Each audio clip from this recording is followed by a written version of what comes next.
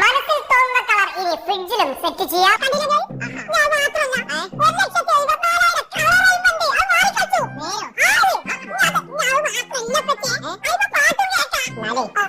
വരുമ്പോൾ ഞങ്ങൾ വാടിക്കലും കളറാക്കാം.